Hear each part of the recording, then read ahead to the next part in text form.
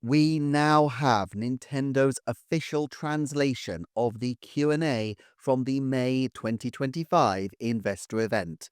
Although it has been available in Japanese for some time, on this occasion I have waited for the official translation.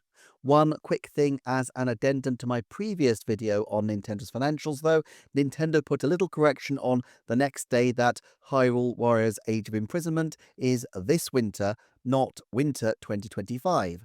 That doesn't really confirm a date either way, it just confirms that they don't want to confirm the date yet. This may be because they have another title they'd like to go into this slot and they don't want to be tied. Recall how in 2018, Super Smash Bros. Ultimate released in December, but they had New Super Mario Bros. U Deluxe in January, and I am absolutely sure that had anything happened to Super Smash Bros. Ultimate, New Super Mario Bros. U Deluxe would have stepped in as a holiday title for 2018 quite handily.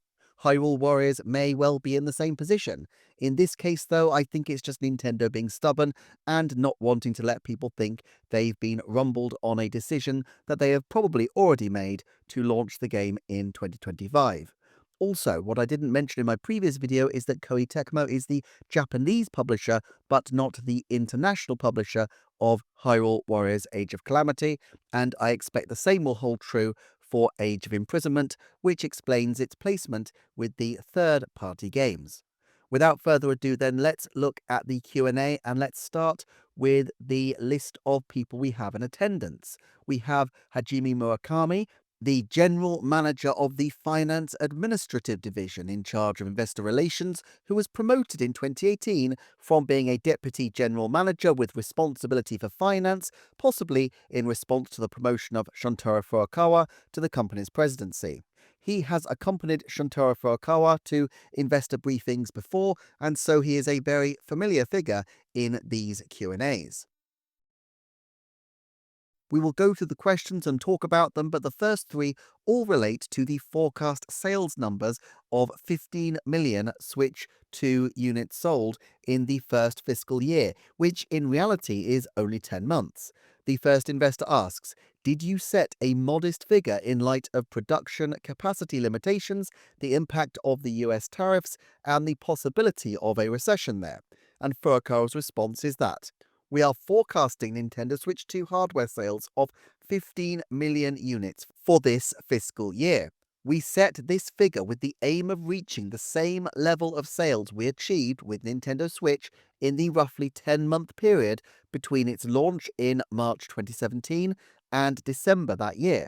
Nintendo Switch 2 is priced relatively high compared to Nintendo Switch, so we recognize that there are corresponding challenges to early adoption. That being said, Nintendo Switch 2 can play compatible Nintendo Switch software, so there is continuity between the platforms.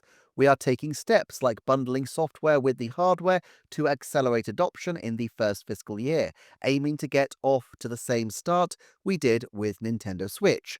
The limits of our hardware production capacity were not a factor in setting our sales volume forecast.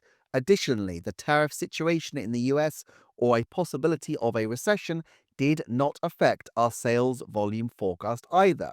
In order to achieve sales of 15 million units, we will need to manufacture the hardware in quantities greater than that. Our first goal is to get off the same start we did with Nintendo Switch, and we are working to strengthen our production capacity so we can respond flexibly to demand. End quote. Okay, a few things to talk about here. Firstly, let's be honest, these targets are important for lots of reasons, but their significance can be overstated. Nintendo is not psychic, and while they have a good idea of where they're headed, this year's 13 million Switch sales forecast proved about a third too ambitious, as they only scored 10 million in the 2024 to 25 fiscal year. That's a big amount to be off by, and that's because there is just so much uncertainty. The targets do give an internal push to the company, and there is some evidence that aspirational sales targets are effective due to something called the anchoring effect.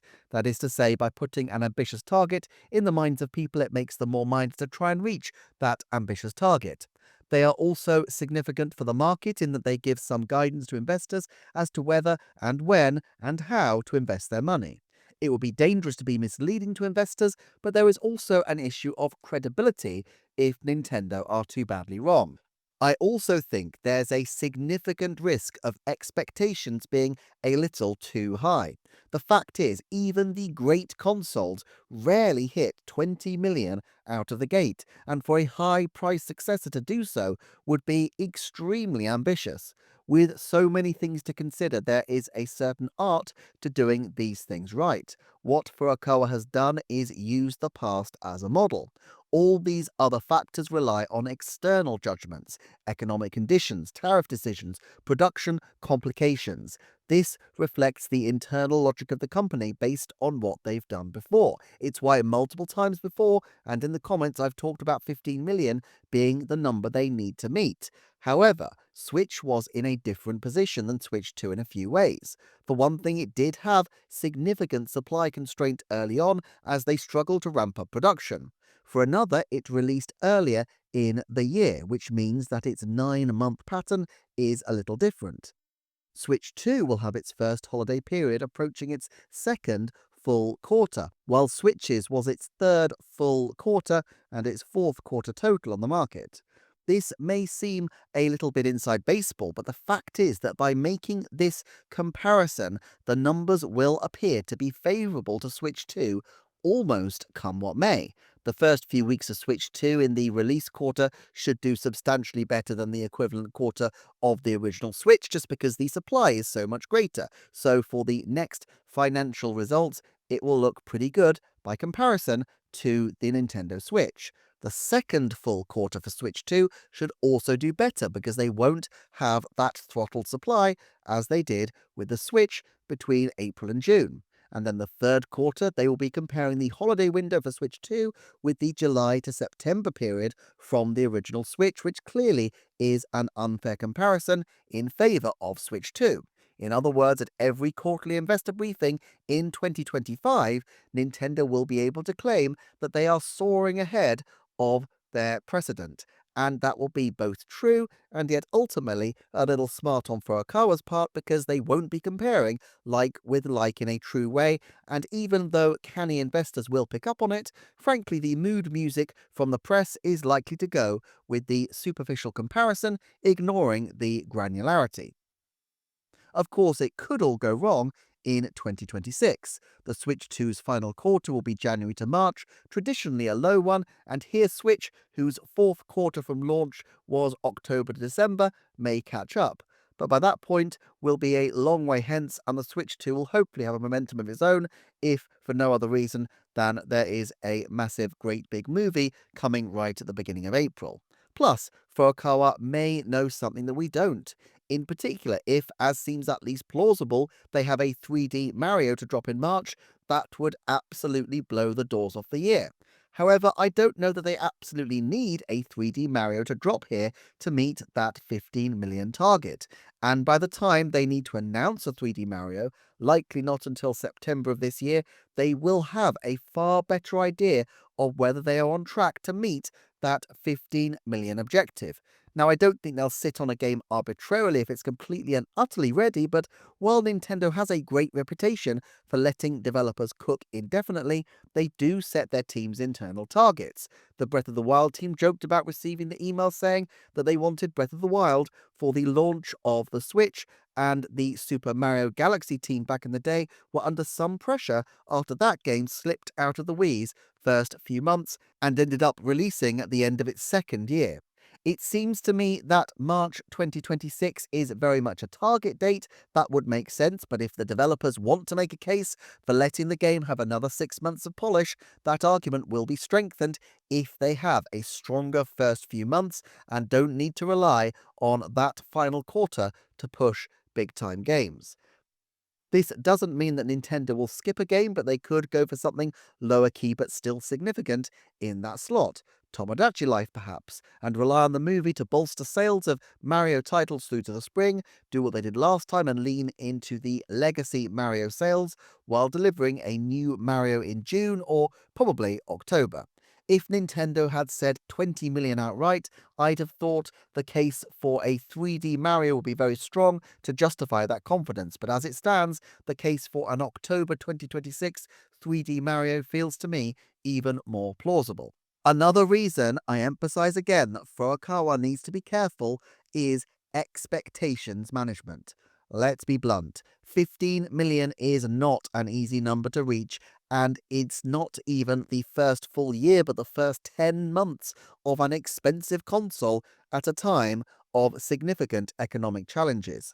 The only reason why this colossal number seems unreasonable is that people remember the days of the Switch when it hit 20 million or even a little more. But let's be clear, this was incredibly unusual and took place only during the system's absolute heyday. The trend with consoles is that they hopefully start decent, grow and grow to the peak around year 3 or 4, and then gradually sales decline at hopefully a shallow enough rate that Nintendo can hit year 7, 8, or 9 without the bottom falling out of the market. We had a very strong incline early on, but the numbers also dropped off a cliff in around 2010.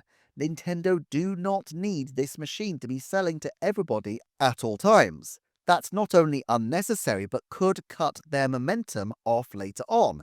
Yes, they want a huge install base, but many Switch 2 owners will also own Switch, and their preference would be to sell everybody on Switch all the great Switch games and then progressively transfer people over to the new console, with some of those sales being later on when the margins for the console are hopefully much more favorable to Nintendo. The big risk they have is people shouting disappointment, and nothing sells copy like a fall from grace story. So it's a big risk for Nintendo, who historically have their sequel consoles underperform their progenitors, but it also makes sense that they do not want to cannibalize their Switch sales just to push Switch 2 early on. Question 2 actually gives us a good example of why this is a problem, why this expectations management issue is of a concern for them. So question 2 is a similar question, but it has the added focus on software and again includes this accusation of there being a conservative estimate on the number of Switch 2 units sold. And Furukawa responds, as I mentioned in the answer to the first question, our goal with Nintendo Switch 2 hardware sales is to get off to the same start as we did with Nintendo Switch. We recognize the positive feedback from the Nintendo Switch 2 experience events and the situation with applications for randomly selected drawings for pre-orders on the My Nintendo store in Japan.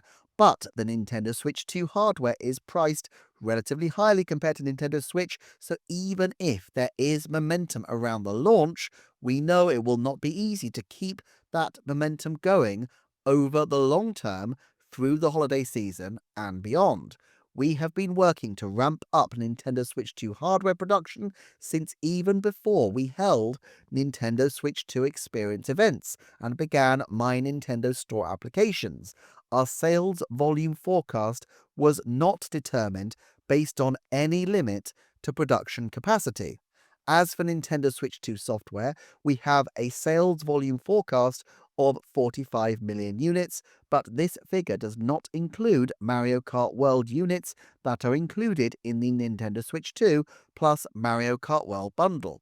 When we account for software units bundled with the hardware, the forecast surpasses the roughly 52 million units of software sold for Nintendo Switch in the first 10 months after its launch.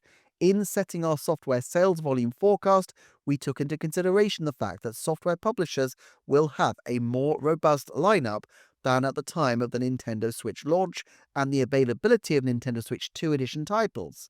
This fiscal year, we will aim for the target we have set as the sales volume forecast, strengthen our production capacity to respond to recent increased demand, and focus on promoting sales in an effort to exceed our forecast. The momentum we have immediately after the Nintendo Switch 2 launch is important, of course, but the first challenge we face is how to sustain that momentum and carry it into the holiday season. End quote. Crystal clear yet again. The forecast reflects the fact that Nintendo knows and always knew that this price for this console would be a stretch for the current market, and the price will put some people off. That's not something that will happen indefinitely, but it's not the case that they're going to have or can facilitate multiple tens of millions moving over to the new hardware in the space of the first less than a year.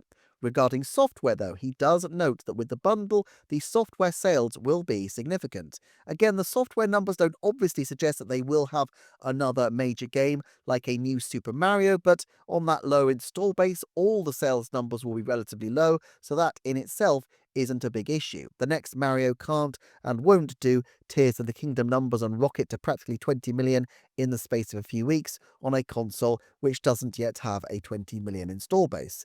Therefore, it's a little hard to infer too much from this.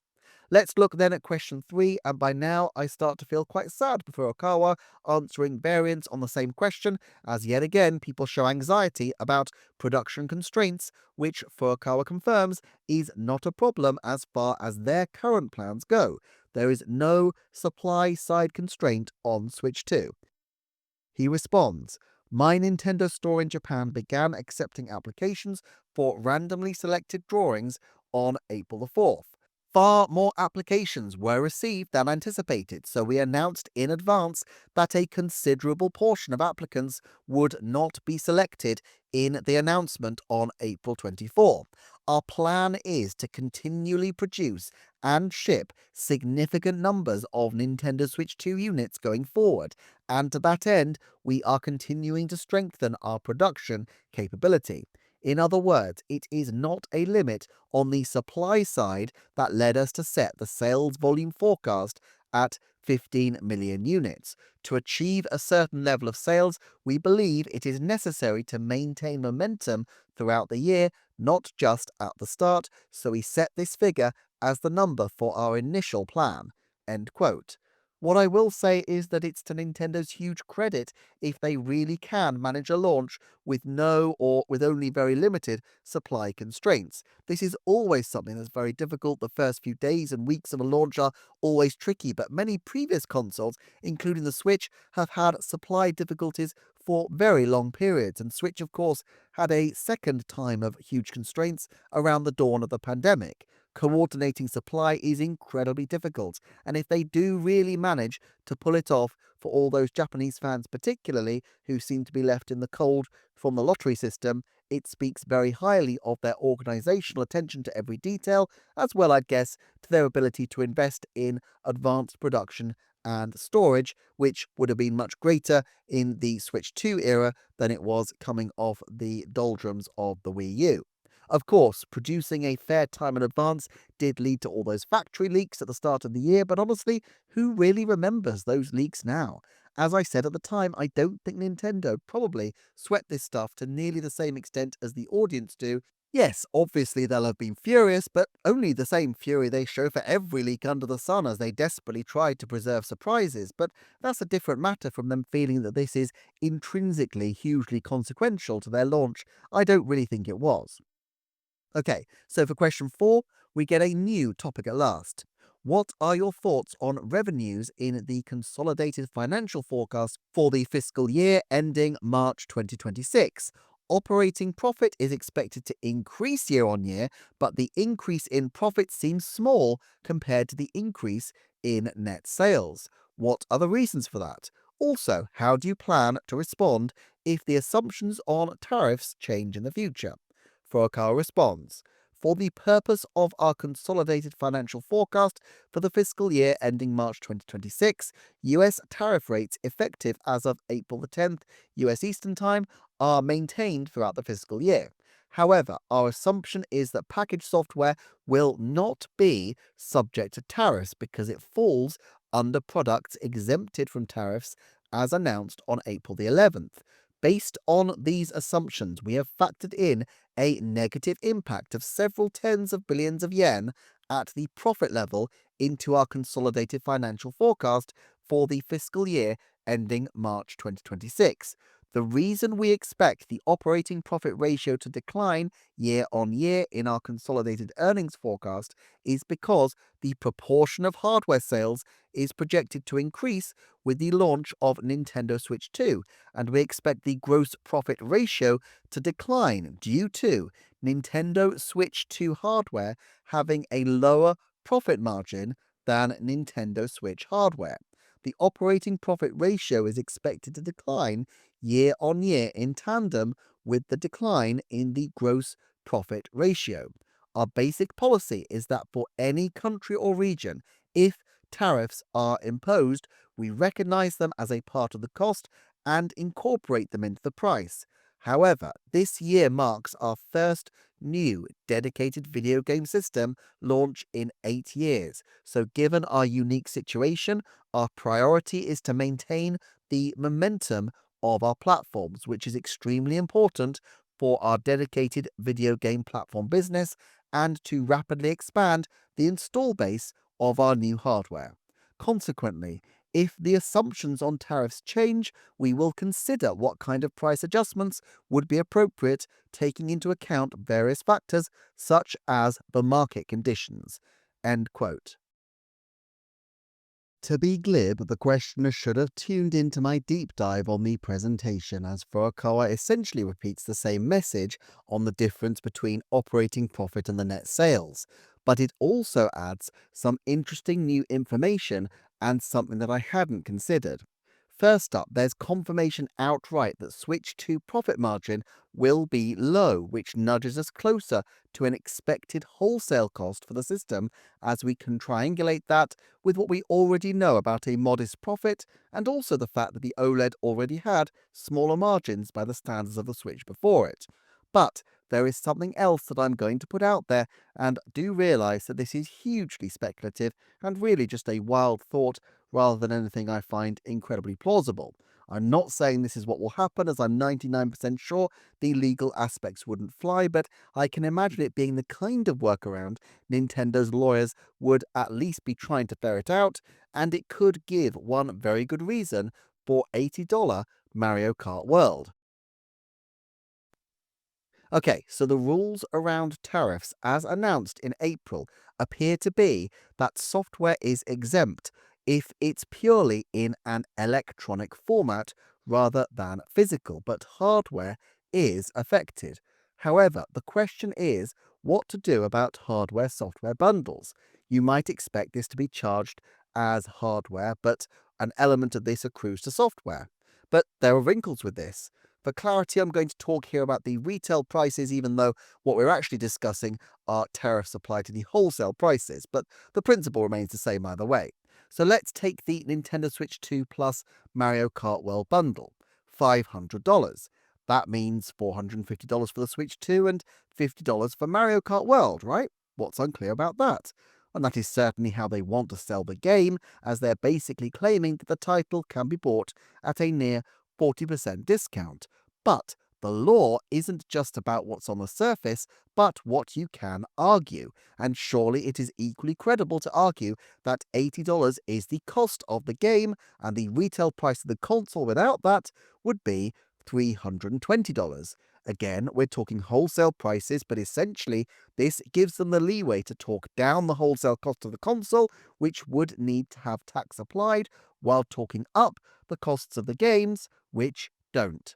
Their argument would be, I guess, that the standalone console is just one where they're making a bigger markup. If they could pull this off, there's a chance that the $30 or the wholesale price equivalent of that would not be subject to tariffs, saving potentially $3 on each sale that would otherwise go to the taxman and instead stays in Nintendo's pockets. Even if they can't swing that argument and go for splitting the differences between the two, it still means they will be saving $1.50. To be clear, I'm not a tax lawyer and I don't know the intricacies of the US system, but this seems to me to have some logic as a workaround, and it's quite ingenious if so, although I suppose, given that the announcements were only made in April, it could have been entirely accidental. Yes, it means that some people get hit with an $80 price tag if they buy Mario Kart World separately, but if everybody gets the chance to buy it for $50 effectively at launch anyway, that is probably less of an issue. Of course, this doesn't mean that $80 games won't be useful to Nintendo in the future as a precedent. If the last few weeks have taught everyone anything, it's that it is far harder to raise prices than it is to maintain them, and especially if other market conditions take their toll, it's going to be better for Nintendo if they can keep $80 price tags on the table. Still, it explains why they didn't feel the need to price Donkey Kong Bonanza at $80 potentially. The big takeaway from this, of course, is that pricing will change potentially in response to tariffs, but this much is obvious and has been for some time.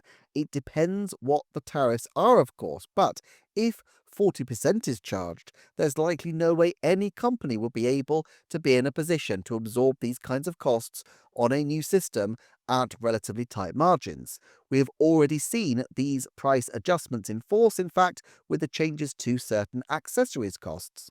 It's curious, though, that Furukawa says that they will take into account market conditions before making any price increase moves. This is probably just giving himself elbow room, but does suggest that if Switch 2 does poorly, then they may be open to a price drop. Of course, poorly would mean below and probably well below 15 million units sold, and most of their investors are hyping up a storm for 20 million in a 9-month stint, so that seems unlikely. Let's move on to question 5 then, which is an aspect I've talked about quite a bit recently, which is the future of Nintendo Switch Online with Nintendo Music and Game Chat.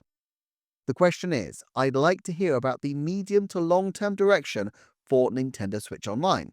There's been an increase in the number of features available through the service, such as Game Chat on Nintendo Switch 2 and Nintendo Music, so it seems that Nintendo Switch Online could continue to grow as a stable source of revenue. Also, I would like to know about the possibility of the introduction of new elements that would encourage people to maintain their memberships.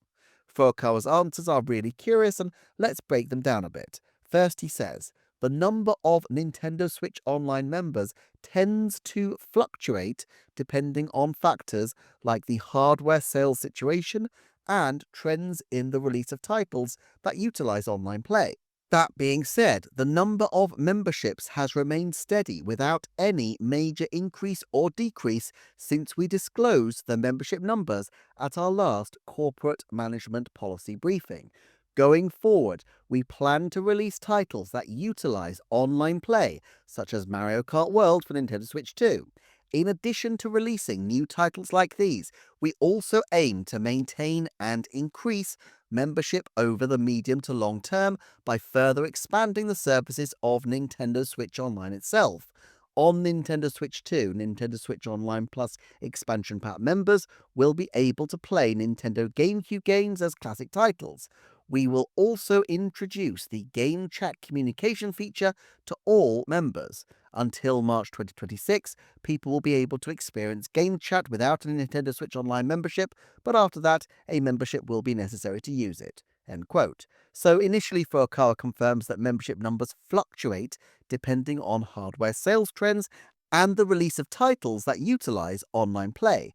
Fluctuate suggests going up and down, but I assume from the broader context that he's really suggesting that the pace of Nintendo Switch Online take-up is going to be driven by free Nintendo Switch Online provision packed into games such as Super Mario Party Jamboree, which then encourages people to either continue or to come off the system.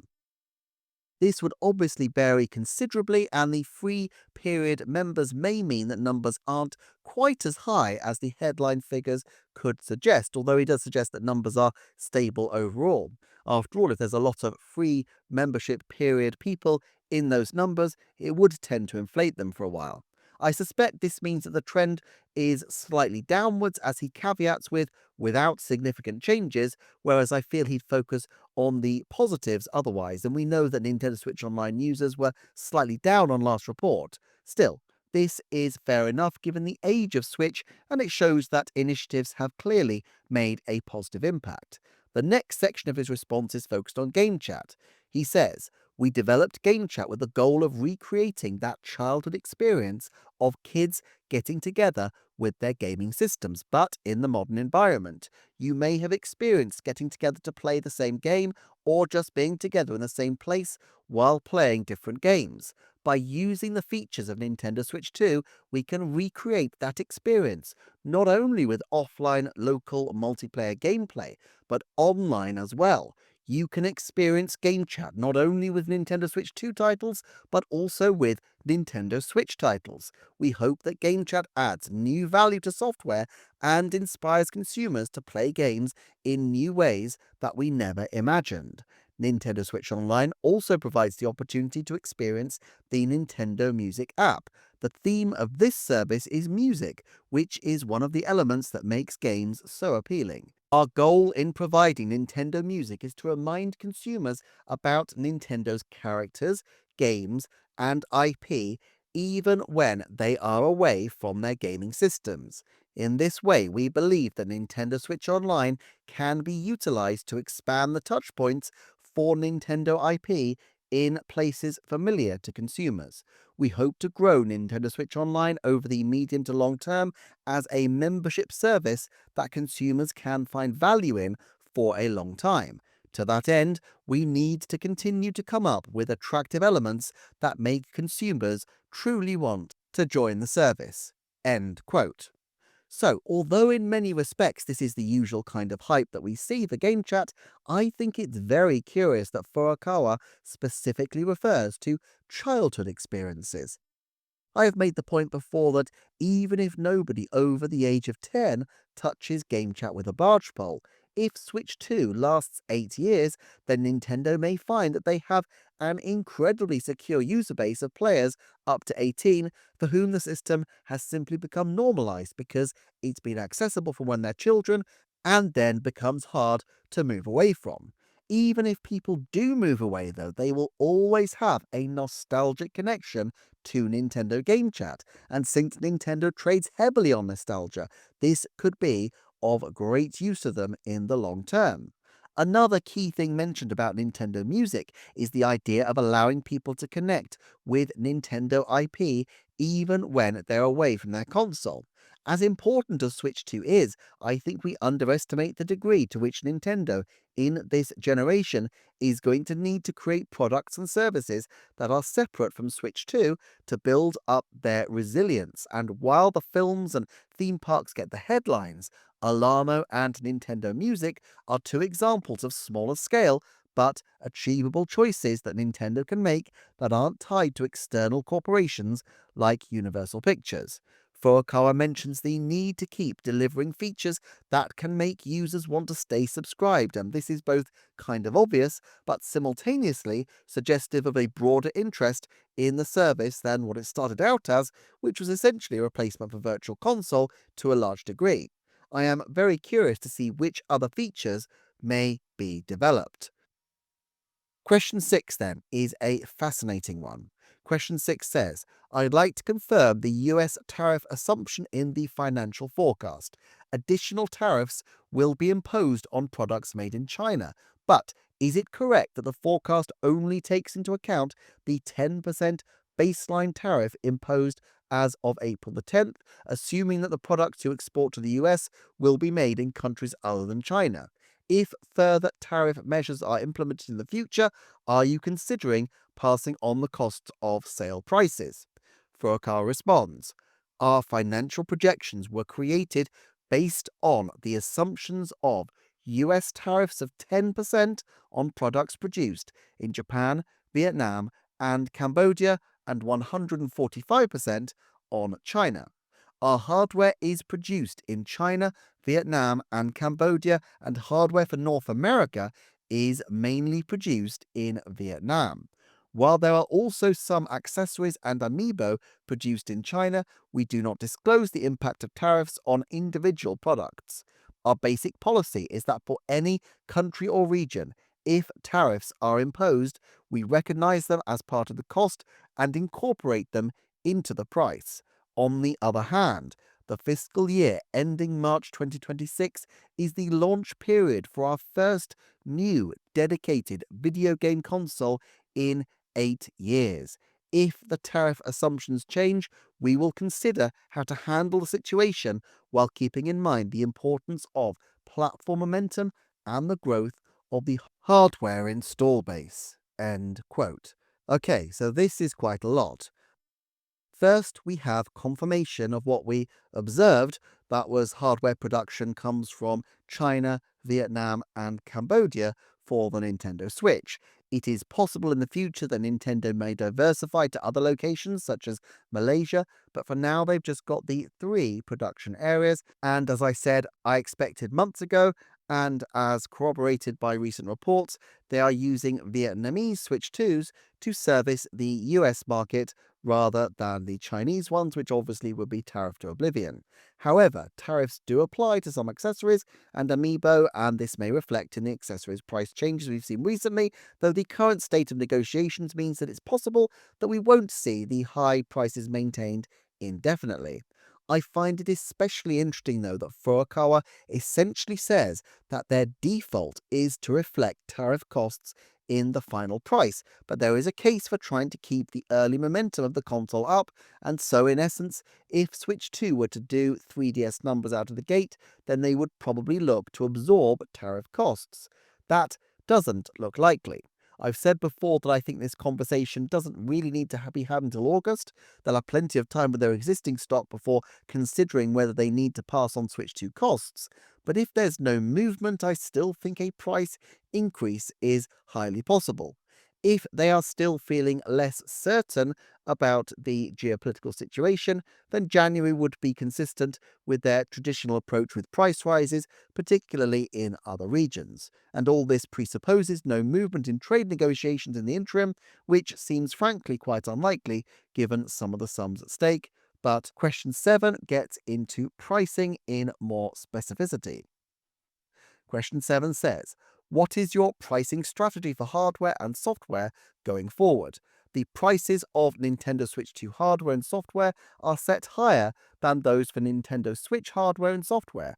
Are you going to flexibly adjust the prices for Nintendo Switch 2 products going forward as well, or will you make careful decisions based on consumer responses to prices? Furukawa says, prices for Nintendo Switch 2 products are determined through an overall evaluation of factors in each region. When determining hardware prices, we consider not only the manufacturing costs, but also various factors such as consumers' impression of the price, the vast difference in exchange rates compared to the Nintendo Switch launch, and the market conditions in each region. For software, in addition to the same factors, we also take into account rises in cost due to aspects such as increased game file size and extended development periods when determining price.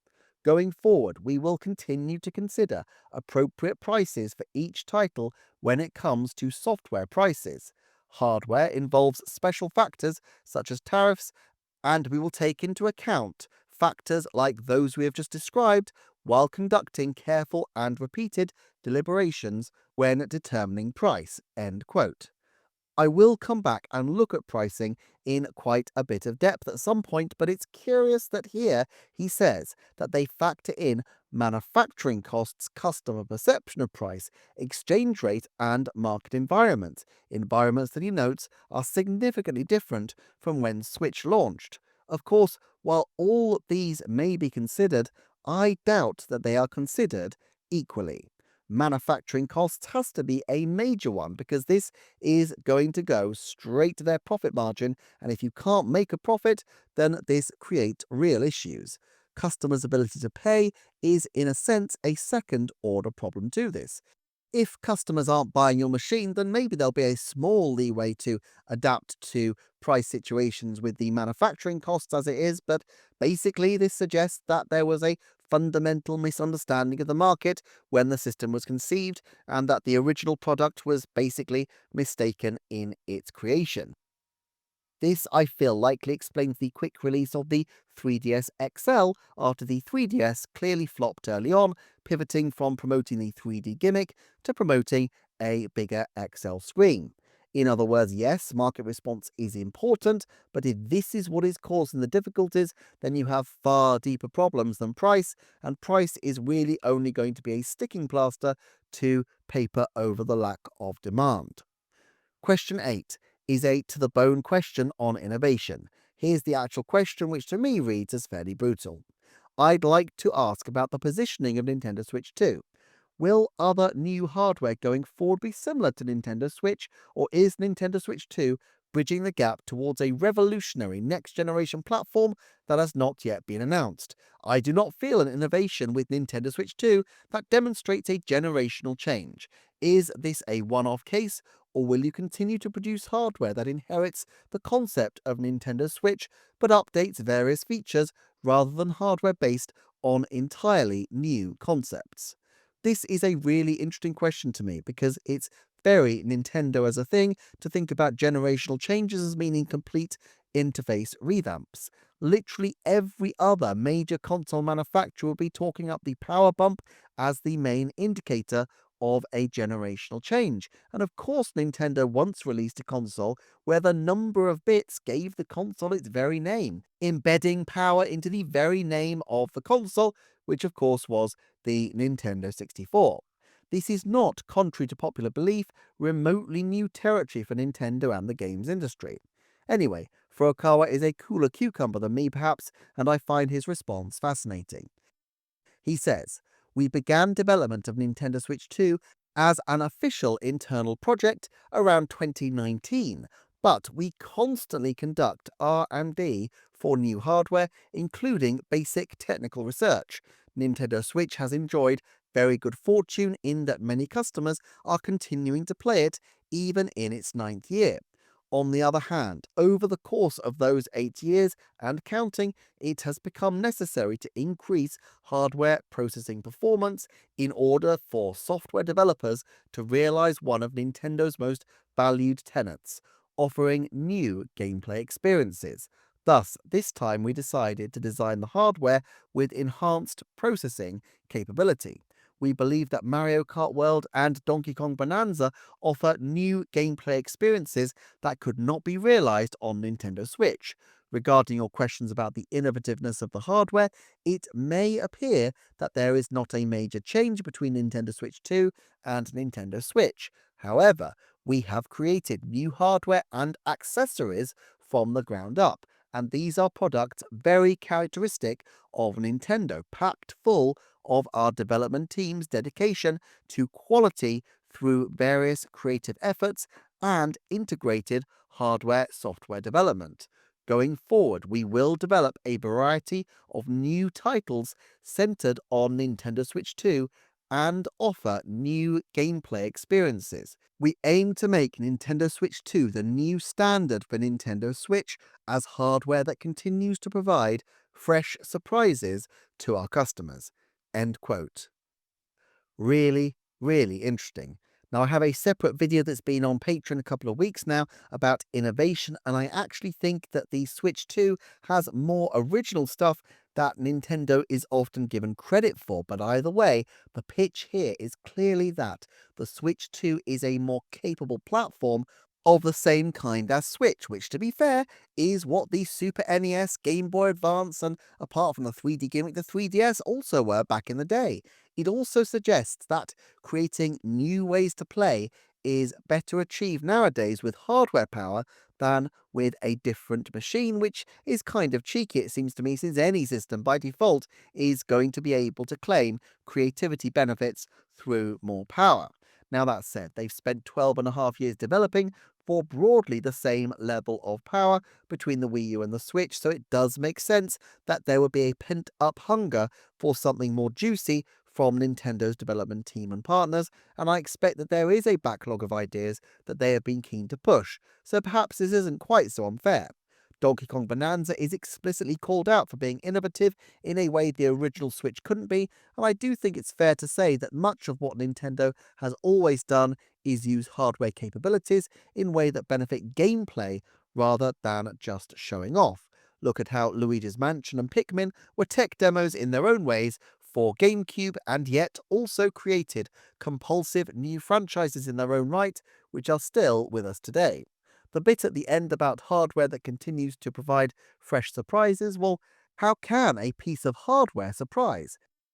My guess is that this is only going to be achieved through add-ons, and the weirder Nintendo stuff will come as a supplement to Switch. And look, if in 2012 they'd released a Wii 2 or Wii HD with the gamepad just being one optional peripheral, who knows, perhaps that console would have found better appreciation. I do find it interesting in this response as well that he doesn't go in and double down on mouse mode or any other particular innovation. He really just focuses on the technical improvements over anything else. Question 9 is also really interesting. The question says, I think Nintendo Switch was slightly less attractive to what is often referred to as the core gamer audience, but Nintendo Switch 2 will be more capable of appealing to core gamers due to its greatly increased processing speed. What are your thoughts on generating demand from core gamers? Furukawa replies, Nintendo places great importance on whether hardware is capable enough to enable software developers to offer new gameplay experiences. Our top priority is that the software developed as a result of that policy to be enjoyed by many consumers, including both those who play games frequently and those who do not. Going forward, we aim to continue to develop hardware and software that will be chosen by a wide range of consumers. End quote. So Furukawa here denies that they are moving to a core gamer approach, and I think this is fair. Nintendo has always had this duality with even their purported core gamer titles. Look at Legend of Zelda Tears of the Kingdom. On the one hand, it's clearly a mainline, crowd-pleasing core title for a big open-world action fan, and yet Ultra Hand mechanics speak to a very simple, comprehensible wish to play around with things and glue them together. It feels tactile, although shout out to Stephen Fox in the comments, who pointed out that the correct term would be skeuomorphic, with design features resembling the real world even in simulated form. In this way, we have a core game and an outward-facing one. On the other hand, let's look at Ring Fit Adventure. Yes, it's an obvious casual title designed to the fitness market, but it also includes core elements such as RPG mechanics, experience points, and more that you've never imagined. I do think the cross-pollination of core and generalist techniques and audiences is something that Nintendo are likely to consider playing around with. For now, I just want to say thank you very much for watching. Thank you so much for our Patreon supporters, and please do consider checking out some of these videos on screen. I shall see you next time for another Nintendo Forecast.